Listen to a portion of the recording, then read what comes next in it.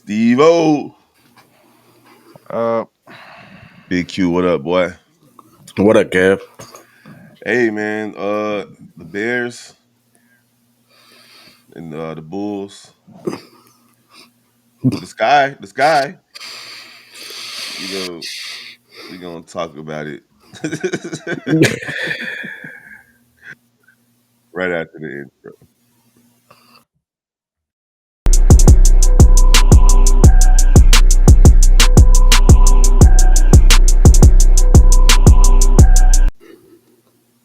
All right. Good morning, Chicago sports fans. Welcome to another episode of Chi-Town Sports Central.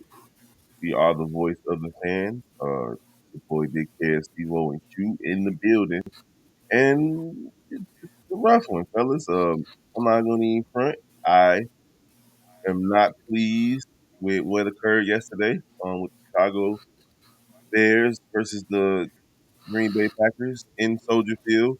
Yet again, losing in literally heartbreaking fashion to the point where I'm pretty sure people who aren't even football fans just felt bad for the Chicago fans, not the Bears themselves, but the Chicago fans deserve better than what we've been getting from pretty much all of our franchises, with the exception of the Blackhawks, who had a nice little dynastic run in the 2010s.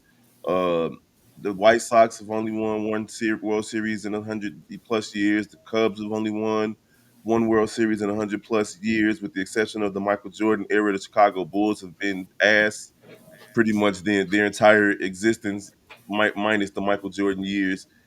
And honestly, bro, I'm kind of fed up with what I saw yesterday between the Bears and the Bulls. The Bulls get blown out at home versus a young Houston Rockets team that just looks like they just outclassed the Bulls. And then the Blackhawks got whooped on two nights in a row. And then the Bulls got to play again tonight. So, I mean, whatever you guys want to talk about, we'll jump over to the Chicago Sky later. But in terms of the Bears and the Bulls, go ahead.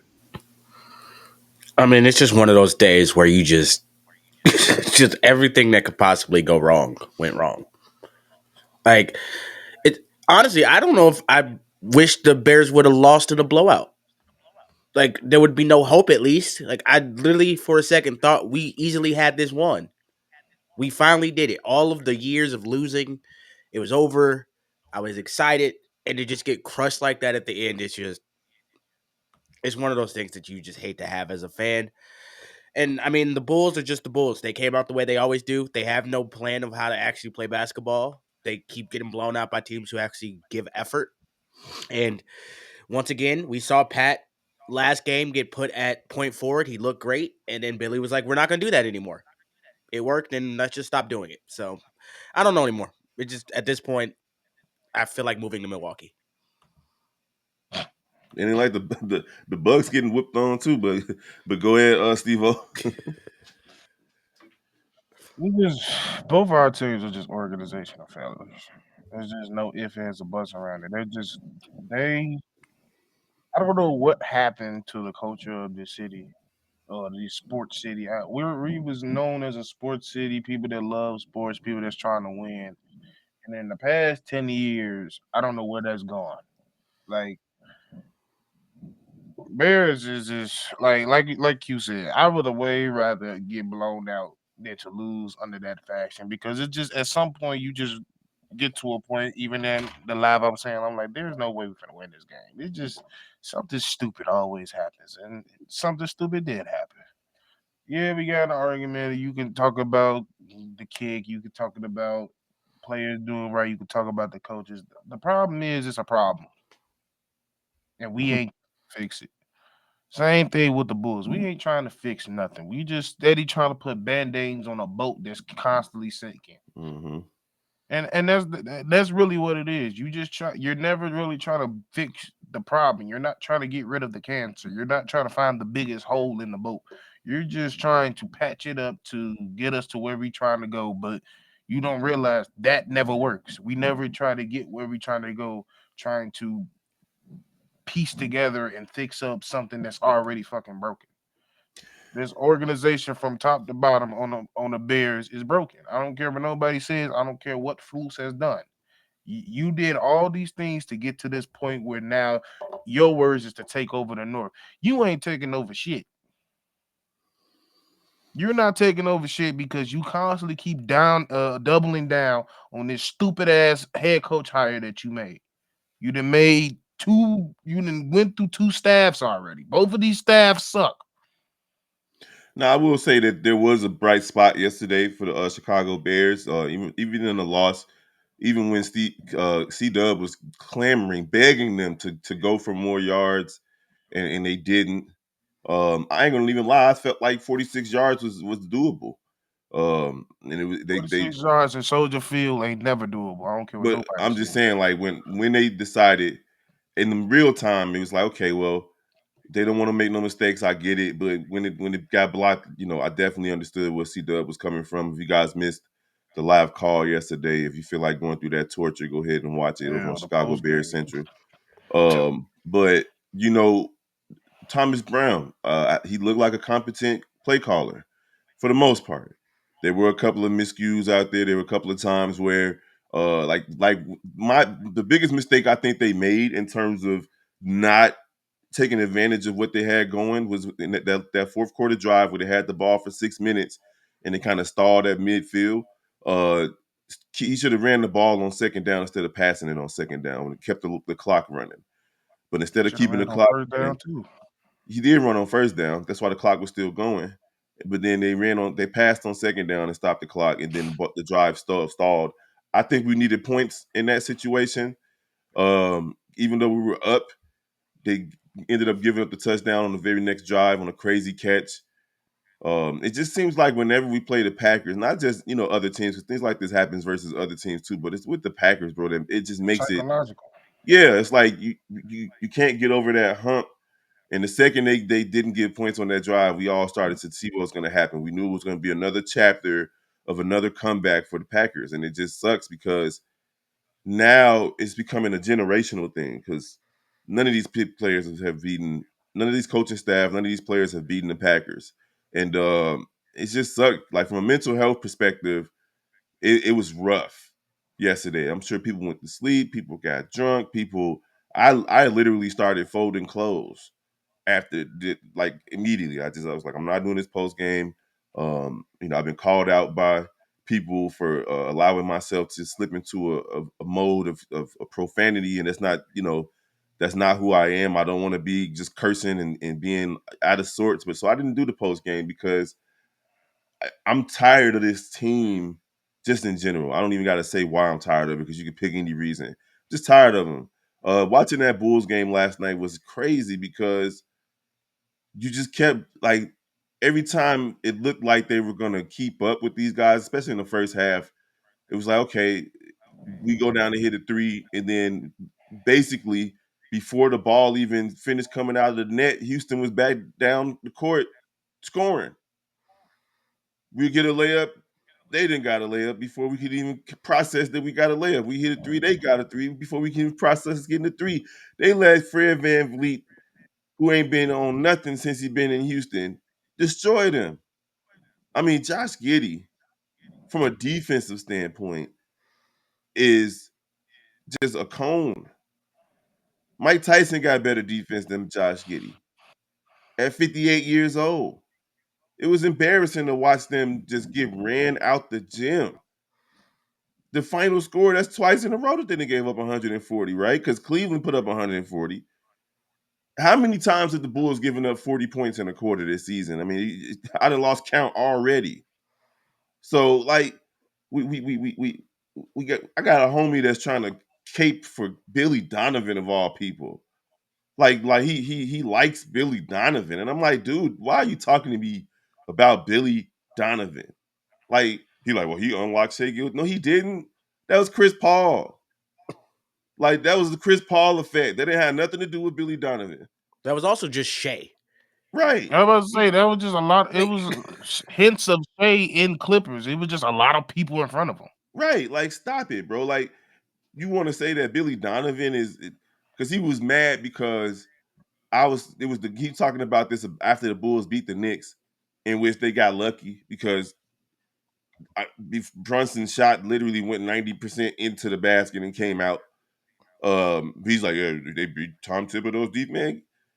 If you don't get out of here, bro, I'm just Same. tired of Did he not forget P. Will gave up that shot 2 seconds before that? right, man. I'm just tired of rooting for mediocrity, bro. Like, I'm tired of rooting for failure. Like, because what is Eberflus now? 14-30 as a coach. I don't know. I So don't like even it, know his but record. if I went to my job and I was only I'm and getting I fired. only did my job 14 times out of 44, I wouldn't have my job. If they gave me 44 opportunities to do something that I'm paid to do, and I only did it 14 times, I would be fired. Could you imagine I got making paid. millions to lose this much? He go home and sleep like a baby, bro. Like that's amazing. Like, yeah, babe, we lost. What's Morgan's for getting the dinner? What's for dinner? Hey, you want to go to Cancun? It's cool. We that check cleared. That's all that matters. I didn't even want to do this I this morning. like Like I had to text Steve-O. I'm like, trying to do this because I was the going only to reason I did it because the thumbnail was already done. That's the only reason. like 'Cause, bro, I don't have it in me no more. Like I'll admit I didn't watch that Bulls game. I didn't watch a lick of it because I chose my mental health, and there was an eerie feeling over me. I'm like, these motherfuckers ain't gonna come to play, and they didn't. It is what it is. Like Yep. we clearly have not only just a coaching problem, but we got an organizational problem with both. So until they address that problem, we just gonna be in purgatory at this point. Yep. And I'm gonna be real. Yesterday I was sick. Yesterday was the first Bulls game I turned off in 3 years. I was just like, I'm done. I can't even. It's not even. It's just making me angry. I don't blame you. I'm not. Why should we sit there and watch a team don't care? They didn't care. They gave up. They did not care. I'm not gonna see fucking Kobe White and P. Will score under 10 points. I'm not watching that. bro, it was a tragedy, and I technically watched the game because I was hooping and I had it on in my ear while I was playing, and I'm telling you, it was just a weird thing. Like Sengun was down Nobody there, came to play. Nobody. nobody, and then THT he's the king of garbage time. THT and Zach, the only people that kind of No, tried. no, Zach only had 15. I'm not trying to hear that I about said Zach kinda. because THT played 10 minutes and scored 12 points, but it was all while they was down by 0 30. for 11. They was down by 30. And as much as I like the backup center, Buddy think he a guard. Yeah. How many threes he took yesterday? He took 3. And these mogs shot 56 threes, bro. That's our team. 56. That's our team. We either gonna be hot from 3 and win, or you lose. There's no in between. There's no game plan. If the threes aren't falling, There's no you don't know what to do. adjustments. And that's a reflection on your coach. Well, there are adjustments. The issue is the adjustments are go away from what's working. Like I'll say it again. Patrick Williams last game, before this game, you played him at point forward. He had the best game of his career. Yep. It was like, oh, maybe this is what Pat needs to run the ball up. And you're like, looked amazing. We're not gonna have you do it next game. Give it to Giddey. Why? You saw it work. Why not just do the thing that worked and see if it works again? Like if it didn't work this game, you could always go back to Giddey after it doesn't work. Like a good coach would have seen what Patrick Williams did and been like, next game you coming out and running the ball up the court. I don't care. The team looked good. Just like how a good OC finally realized how to use Ojo. I guarantee you, if Pop would have saw Pat do that, you the point guard now. He would have been Pat Surtain. Next 6 games, only you running the ball up the court. I don't care. Until you mess up, we gonna see what happens. Billy's like, you did great. Zach, come back. We need you to be point. Giddey. He would have been that motherfucker that shoot with one hand in San Antonio down there with the colorful hair. He would have been him. Dennis Rodman too. All right, the French version. Well, you guys, I don't know what to tell y'all. I don't know what to tell y'all. I don't, like at this point, like I don't. I'm not gonna sit here and say you a fake Bulls or fake Bears fans if you start watching. I'm not one of those people because I know if you anything like me, especially with football, I can't help but be emotionally invested. So if you Now, emotionally invested, I don't blame you for not watching this shit no more. the only thing I will say is yesterday I did see a few fans saying that we can't say FGB anymore, and that's stupid. Man, fuck them niggas. It's FGB all day, every day, win or lose, and it's a lot of losing. But if you guys want to hear anything else about the Chicago Bears, of course, head on over to Chicago Bears Central, and then of course Chicago Bulls Central for Chicago Bulls content. Got the Chicago Cubs coming up later today. Chicago White Sox haven't done anything now, but the Blackhawks lost twice over the weekend. So if you guys want to hear anything about the Chicago Blackhawks, head on to Chicago Blackhawks Central, of course. But Chicago Sky, we now know where they're going to be picking. Like what, 6 months from now? On- Only light spot of yesterday. They end up with the number 3 pick. I was kind of hoping they would get the number 2 pick to take away a little bit of the question of who they're going to pick. They a little bit of the mystery because I think Paige Beckers is basically going to be picked number 1 overall. But I don't know who's going to go at number 2. So that means that the Sky are going to pretty much have a decision to make, like a tough decision to make, really, because um they could go with the talent Kiki. with Kiki, or they can go at point guard. But I'm hoping that the young lady from Notre Dame is available, Steve O. Yeah, I think that's the only thing that kind of threw a monkey wrench into everything. I think most of the mock drafts expected LA to get the first pick and possibly Dallas to get the second one. A lot of the mock drafts thought we would end up with three, and we did. But it changes things because if it's LA, then I think Page is easily going to um Dallas. Sparks. There's no Sparks if that was the case. That was the Uh, clear obvious choice. With Dallas, yeah, you can say it, but I'm not sure because it's like once they together, her and Enrique is together. Yeah, they might be dangerous, but will it work at the same time? Versus the Sparks, it's like I'm like, I don't know if the Sparks will work, but then again, you can really build and whatever coach they just got, you can really build that core together and build some chemistry. So when it's time, you can go for it versus now that it switched. Dallas got the number 1 pick, and then LA got 2, and we got 3. Possibly, or we can see it could. It's a possibility that the LA Sparks could possibly pick Olivia Miles because they do need a point guard. mm-hmm. Mm-hmm. So that would lead I mean, it's still a lot of options. That's the beautiful thing about the WNBA is that even with the addition of what they got 2 teams now. I know Golden State and then another team, right? The Valkyrie, and they didn't announce the Toronto team yet name yet. Okay, so even with the addition of teams, like you still have like the cream of the crop. Like only 12 teams, so it's Yep. definitely more than 12 great college players coming into the league next year. That's available at least. So I think the Sky with having the 3rd pick and the 10th pick, this should be enough to push them into playoffs over the next few seasons because Yeah. we've seen it, man. One of the Hall of Famers that's about to go into the Hall of Fame is Sylvia Fowles came through the Sky. Della Don came through the Sky. So like we know that the Sky are they can't pick good players. Just hopefully they're building something that's going to And be keep them. I'll tell right. you. But it's hard to do in the WNBA. It's hard to do. So you know, I, I mean, I just because I know the situations, we fucked them, especially with Sylvia and let her down. That was our fault. I mean, We that didn't. Dana Don, Stella Don, that was crazy, bro. Elena was the reason why I really started watching the Sky for real. Like I liked when She Sylvia was Fowles was nasty. here, but Elena was like Minnesota She was Kevin Love. That's who she she was reminded me of. legitimately she was legitimately 6'5". She had no weakness in her offensive game. She could play defense. She was like another bird. She was like White Candace. It was crazy, bro. So but then injuries kind of hurt her career after that. But she's still a great. She's going to go to the Hall of Fame, I Yeah, but believe. you got a lot of people we could choose. You got Janiyah Barker from UCLA, who's a forward, Mhm. 6'4".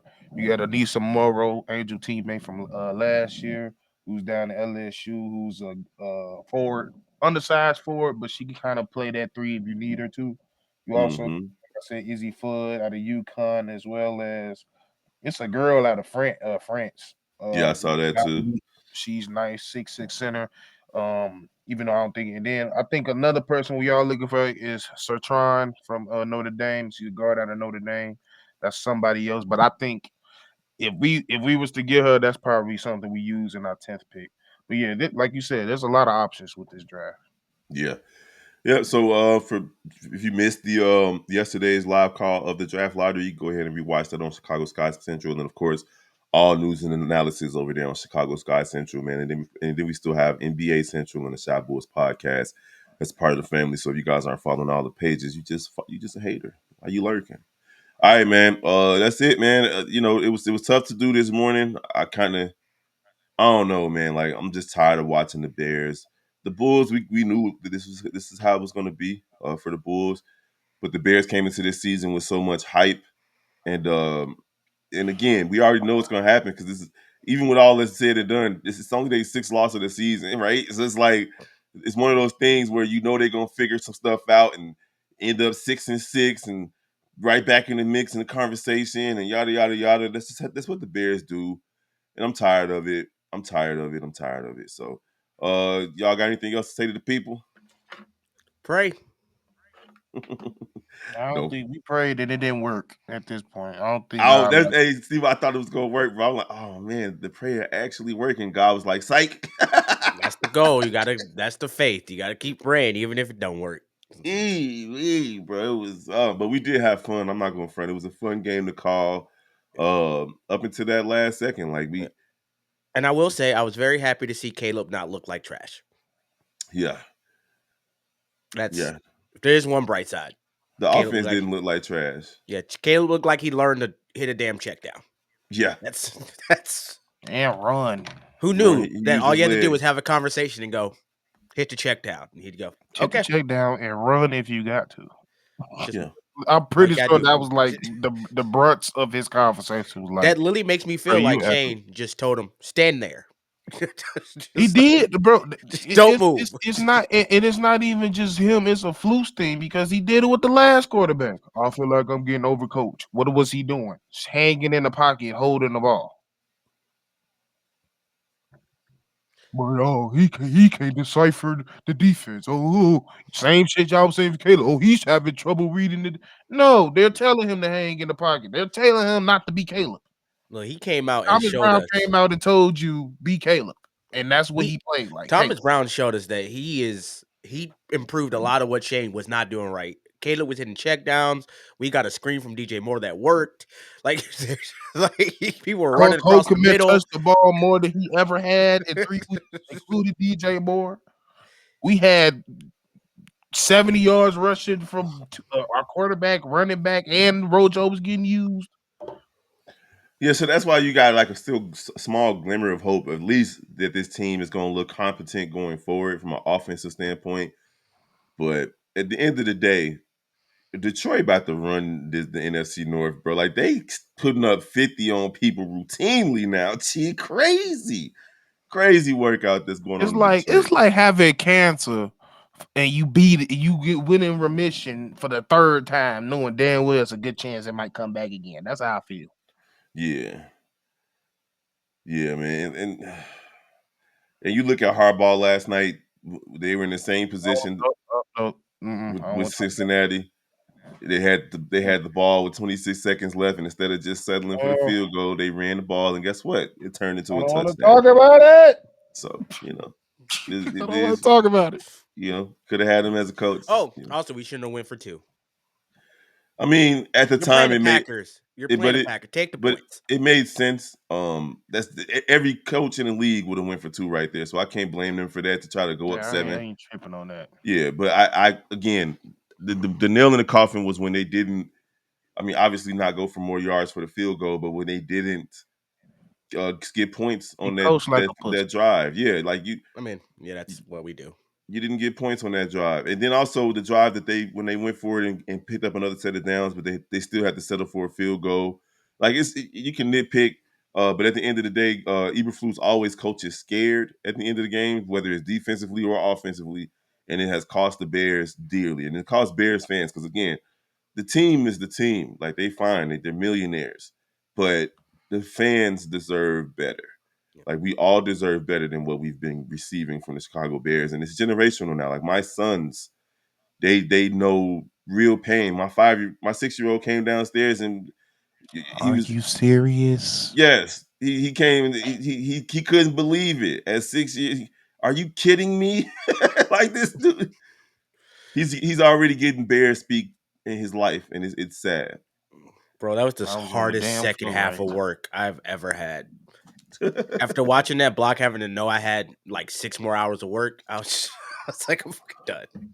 I'm Tell done with you, all bro. this shit. I won't do this no more. Going home. Well, at least my laundry is taken care of. But all right, man, we're gonna get up out of here. We appreciate you guys. Peace.